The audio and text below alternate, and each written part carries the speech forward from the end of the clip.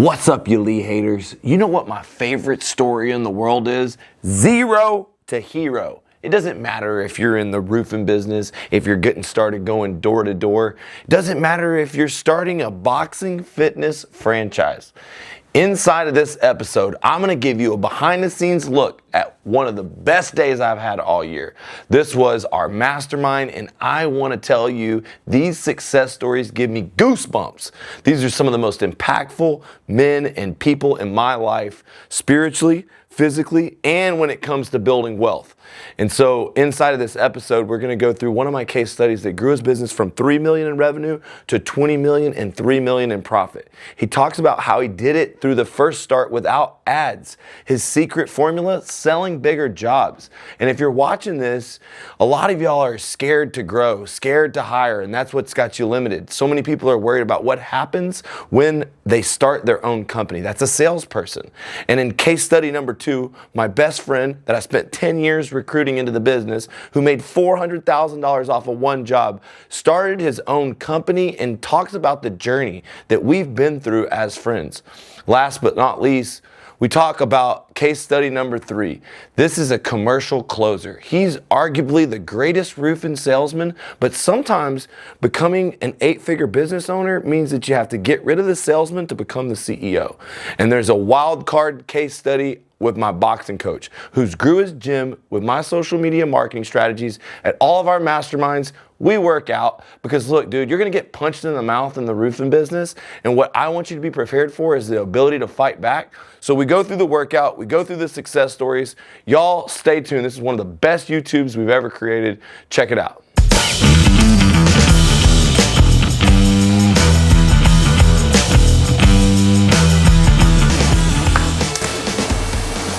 Flush. That's called the 1. Everything's numbered. So when I call the 1, everybody go ahead and throw that punch. 1. Good. 1. Go ahead and blast my hand. 1. 1. Good. Now it's not a power punch, right? The jab's not a power punch, but to get a little bit more power, you want to push off your back toe. So we're all going to push off our back toe as we throw that jab. Push off the right foot as you throw that jab. Good. 1. You get it all the way out. Good. There we go. 1. Good. Now when we throw, bring it back. Turn those hips, turn the hips a little bit. Hey, oh, you working out too? All right. Yeah. She can't wait to punch somebody. What are you talking about? She's the one that. 1.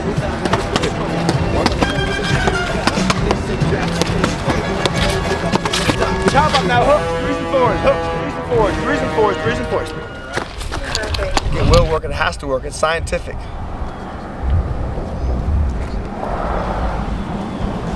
Roofers, quit hanging out with losers. Your best friends determine your bank account. This is one of my best friends, Billy. Now, we didn't always know each other. Come from a whole different background. Where you come from? Yeah, Ohio, Youngstown, Ohio. Yep. Hard-working, blue-collar place. Yeah. And you wanted to be a blue-collar millionaire in boxing. Yeah, I sure did. And you didn't make it in the fighting ring. No, not where I wanted to get to. But, so how'd you make it? Well, that hard work paid off. All the lessons I learned from boxing, whether it was, I realized when I retired I didn't have a lot of skills. I didn't think I did, but I realized waking up early is a skill. Getting hit in the head and keep coming is a skill. Losing 10 pounds to make weight's a skill. So all these intangible factors were actually skills I got through the sport of boxing, that even though I couldn't use a computer or do all this fancy stuff, the foundation was there. You taught me a lot of technical stuff about how to fight, but most of the thing you taught me is about energy. That no matter what, energy in a fight or energy in sales or energy in business is everything. And when I come to your gym, I literally level up. Right. The light inside of me gets bigger and you fire me up. And while we're out there working, you talk about visualizations. We just did a visualization. How important is that in your life? To me, that's the foundation. I mean, I feel like any system without a spiritual component is incomplete. And I just look at it like, I keep it real simple. You're the wizard when it comes to marketing. You taught me so much about that whole world and brought my business to the place that never would have gone without you. And I'm always grateful. But I keep it real simple, just energy. If you bring good energy, and he brings good energy, and he brings good energy, and I have good energy, we have to succeed.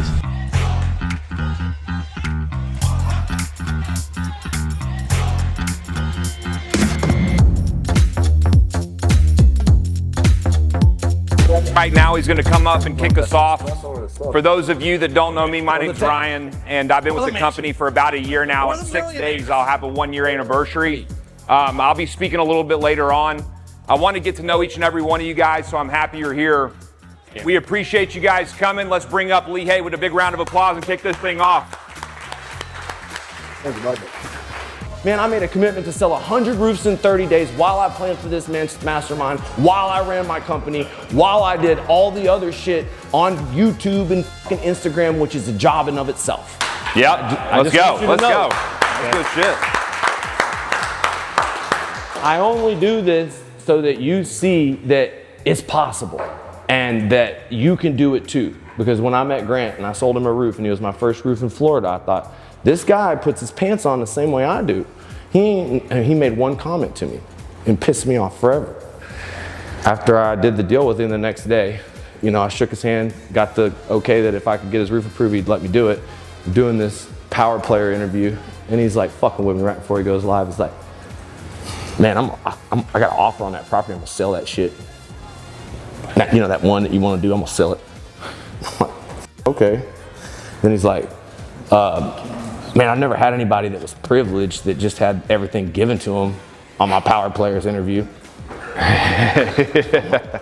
Okay, we're about to go live. And then he's like, man, what's your goal this year? I looked him right in the eye and I said, make $1 million. He looked me right in the eye and he said, I'd jump off my 28-story balcony if that was my fucking goal. And we're live. I'm here with Lee Haight. He's a power player.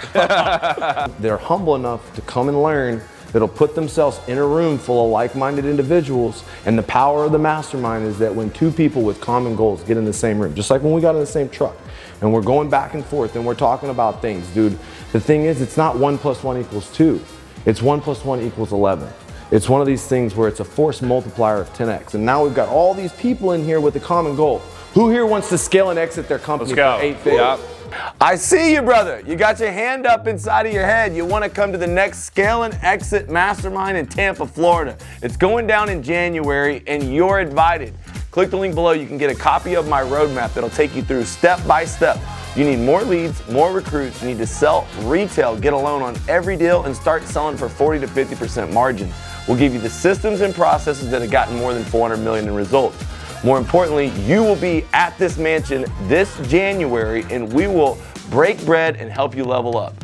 Get the roadmap and schedule a time to get in because we have a limited number of spots. Now, let's see the first case study. Like Lee said, I've known Lee for many years since I started the roofing industry. I followed Lee when I started door to door. And I'm going to share my story and how I got into this industry. And a little bit about me, you know, I grew up here in Florida, Tampa, Florida, born and raised in a small town called Sasa. And I have a great testimonial because in 2014, I was homeless. I was living in my car. I was a piece of shit. I was a deadbeat. My kids were with the state. There was a lot of negative impact in my life that I created because I didn't have a few things in my life, and one of them was not of God, in my understanding. So I decided to make a change, right? So I started to get myself, I started recovering, I started making better choices, and then somebody offered me a position in the door-to-door realm selling roofs. And I never done door-to-door. I was in the white-collar industry, working at a desk, 9 to 5, and I did that for many years. And of course, once my drug use got out of hand, I couldn't even keep a job down, and I was living out of my car. And when I got into door-to-door, you know, like, what else could go wrong, right? Like, I've already lived this life of distraught, and I was able to go to door, and I was made about 100 grand in 6 months. My first, I trained my mind mentally is doing these masterminds, coming here, speaking to others, you know, knowing that you're not alone, right? Because when I hear stories and that you're going through it, I went through that. When I hear Ricky going through something about, you know, builds and build outs and all that stuff, I remember that. I remember doing kitchen remodels. That was a nightmare, lost money on that. Doing, you know, bathroom remodels, build outs, decks and all this stuff. I'm like, wait a minute, this is not our suit. I just want exterior shit. I just want exterior siding and roofing. I'll do that. Make your main thing your main thing. Yeah, make your main thing, yeah. So I learned that years ago because, yeah, we did lose our ass on some build outs. Lost our ass on it. So coming to these masterminds is very helpful because you know you're not alone. Another thing is, focus on the problem solving, not panicking, like, so when I come out and I come to these masterminds or I have mentors, I could call somebody, right? Just like I do with my recovery, I know when I need help and I'm struggling, I could call somebody. I have a spiritual connection of somebody. I have my coach. I have a physical coach too that I reach out to. I have a nutritionalist I can reach out. So if I'm struggling in any areas of my life, physical, mental, or spiritual, I have somebody that I could talk to regularly. So have a daily routine also sharpens the mind too, because we go through, this rat race. We get up in the morning, we go straight to work. I wake up and I have that's usually when I try to do my spiritual routine, right? And then unless my coach tells me I got to do 30 minutes of cardio, then I'm a little bit pissed off, but I still get up and do it, right? That's that discipline area. And then the spiritualness, right? So having somebody connection. So share how your spiritual life guides your decisions, keeps your egos in check, and reminds you of your bigger mission. Because, it's not like I have all this stuff that I have in my life and have everybody in here is because of the God of my understanding put me here. Because I should have been dead a long time ago. I could tell you that. I tried to way before. I had really bad depression and the God wouldn't let me go. So I'm here and I have a purpose, and that gets me up every day. So when you align your physical, mental, and spiritual health, you don't just build roofs, you build a life worth living. That's what separates short-term contractors from long-term leadership. So my testimony should speak a lot. I mean, I have a lot of good things. I have a few houses. It's crazy because I was homeless. I was homeless a few years ago, but now I own 4 houses that I rent out. I have my house. It's like crazy, right? So it's huge.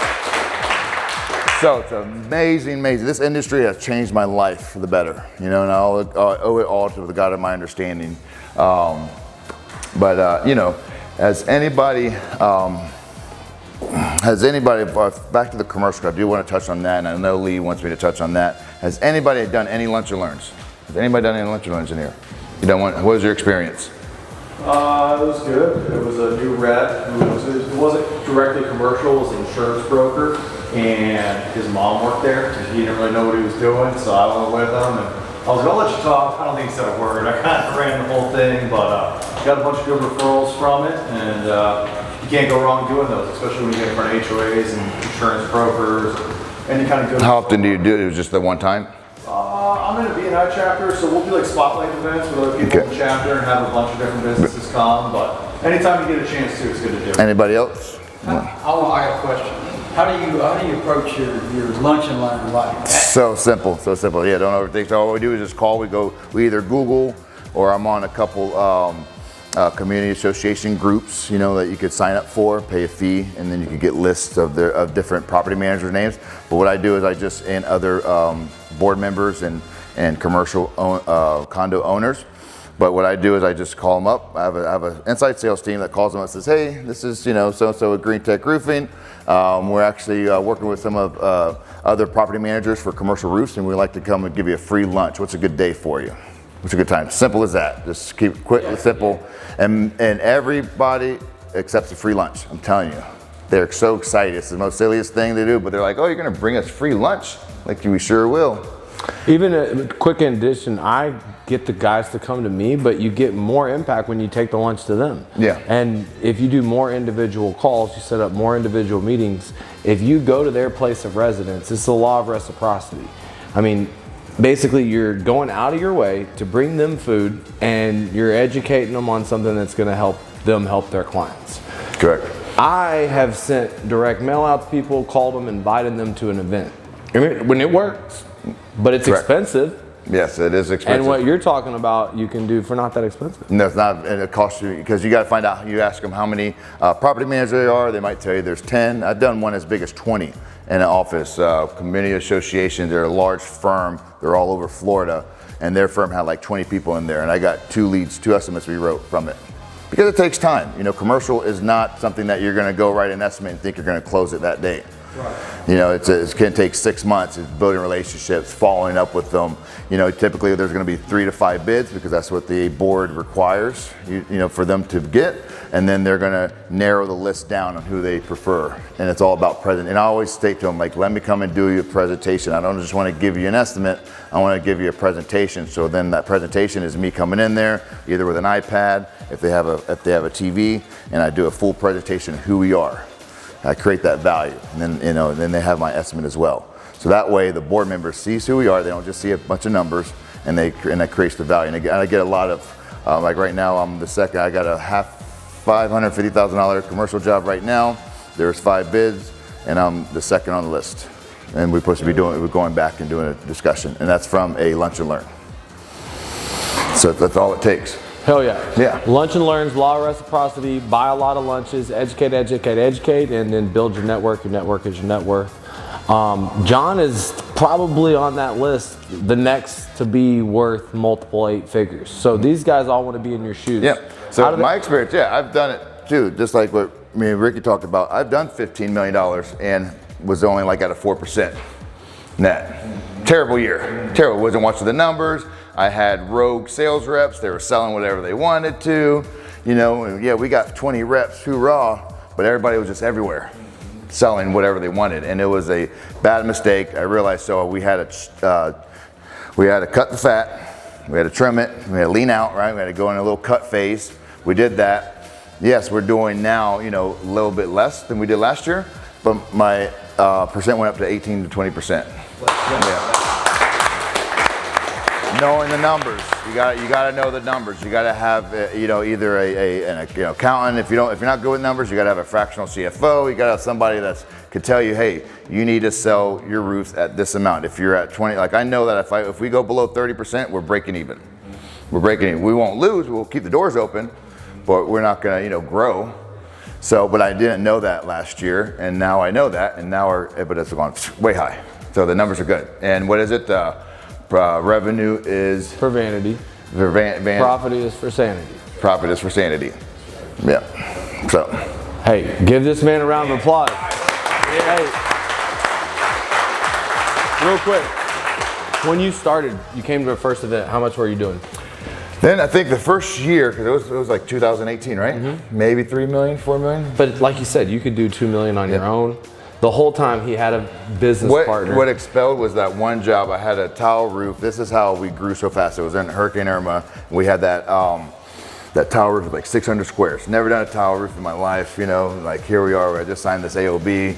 We're rolling, through. One of his guys helped me with this bid. We were like at 2,400 a square. I made $600,000 profit in like 3 months. And that's what expelled. I was able to get trucks and all this stuff, and that was because your guy helped me out with that. That was a huge job. Huge win. And all throughout growing, you had a business partner, and you were able to basically buy him out or move forward. Correct. That's a tough thing to do.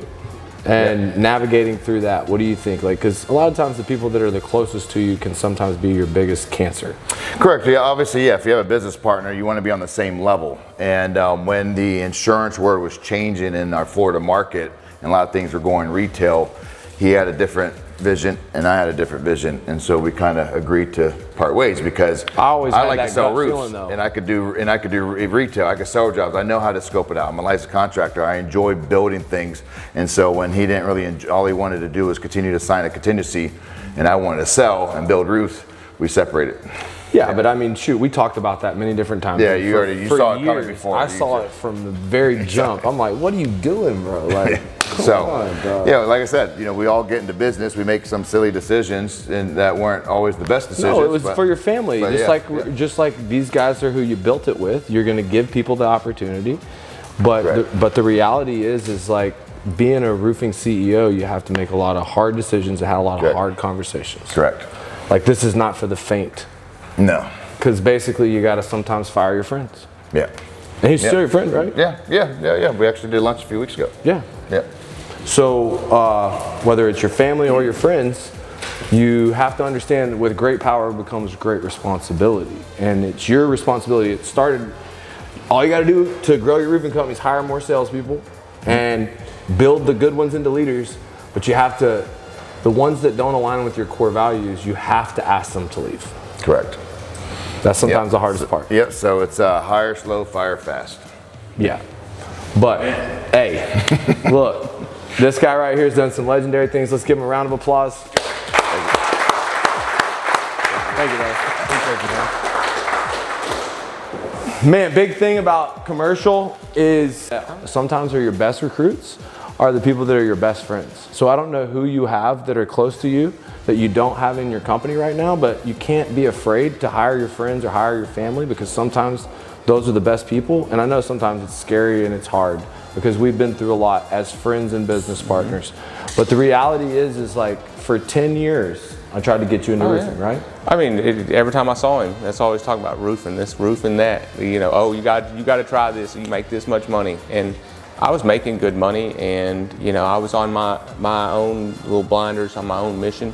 But you know, every time I was there, he's telling me about this. Oh, we're doing this. We're headed there, and you know, when the opportunity came for me, it was a great time because our hometown got hit with a hailstorm, and he's like, hey, now's the time. And so as long as you're prepared and you give them, have that tonality and certainty, and you deliver value in that second, you can earn their business. And it's really easier than knocking on the 20 square shingle roof in that neighborhood that's just beat to hell.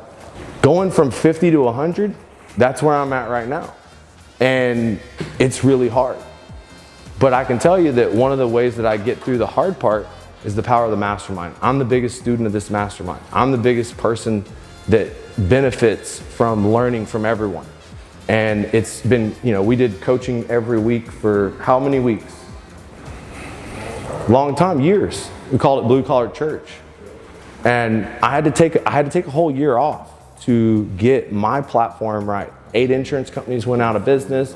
I had to evolve because the whole market, you're working, you understood. It was a way different storm. It wasn't just but it was scaling a big company back from the Irma days and us shifting and making tons of money, hundreds of millions of dollars from Irma, and then sort of the pipeline of how we work insurance claims dried up. The timeline that it takes to get paid. Have y'all suffered where they take longer to get paid? Have y'all suffered where they deny more claims? Have you suffered to where the supplements, they give you more bullshit? Yep. Has the depreciation time, average time that they release depreciation, has it overall become a systematic, do they want to bleed us dry? Do they want to suck the lifeblood out of you? You know why? Because you're dependent on them. You're dependent on their payment schedule. You're dependent on when they approve the roof. And so I'm grateful to be here to be able to talk about what I have a passion for. I love roofing. It's in my, and I was a little bit reluctant years ago to get into it. I was looking to go into medical equipment sales. And then after I'd interviewed with the roofing company in town in Houston, I still didn't want to take the job. And then my wife encouraged me and said, Omar, hey, why don't you go and look into that roofing stuff? You know, because I was waiting for that phone call to come from that medical supply company, equipment company, because the interview had gone really well, but they never called. So I apprehensively just jumped into roofing. And in about 8 months, 1.3 million in sales. And became the #1 sales guy for that company. And a great guy who brought me into the business. We couldn't agree on terms. I started my own company in 2013. There's not a deceptive bone in his body. He wants to help as much as he can. Sometimes you wonder, he's helped so many people who have left him, but it's okay. You know, one of our scriptures in the word of the Lord says, the earth is full, enough and to spare. There's no scarcity on this earth only because of the greed of men and the wickedness of men that basically restrict those blessings from God's children. So the earth is full, enough and to spare. There's enough for everybody. The earth can probably maintain a good 10 trillion people on this earth. Literally. And there'll still be another because God provides for his children. So that's why I'm very proud of him, because he could have simply held us back to himself. Well, Omar's been a spiritual leader for the whole group here, and it doesn't matter where you come from. I'm a believer of Jesus. He's been an absolute, for my faith, as an example, and as a businessman, we all inside of this group add value for different things. And Omar's consistency, his ability to do the right thing, his ability to be an advocate for everything that's in the good book, man, it's a great example. We really appreciate you, brother. Appreciate it. That's it, folks. That's a wrap.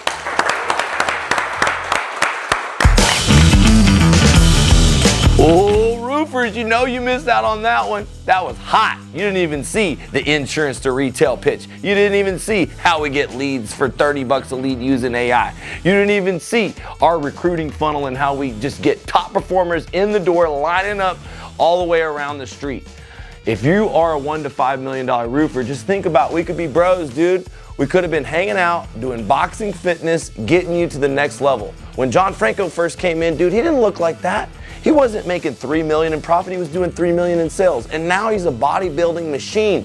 Because dude, when you level up physically, you level up everything. And it's not just about leveling up physically. Omar is a spiritual leader in our group. He's helped me level up in my walk. And I just want you to know, the more people you help, the more money you make, and I want to help you. Click the link below, fill out your application, subscribe, because we're bringing all the value. I'm giving away all the nuggets. Make sure that you subscribe so you don't miss nothing else. See you at the next one this January.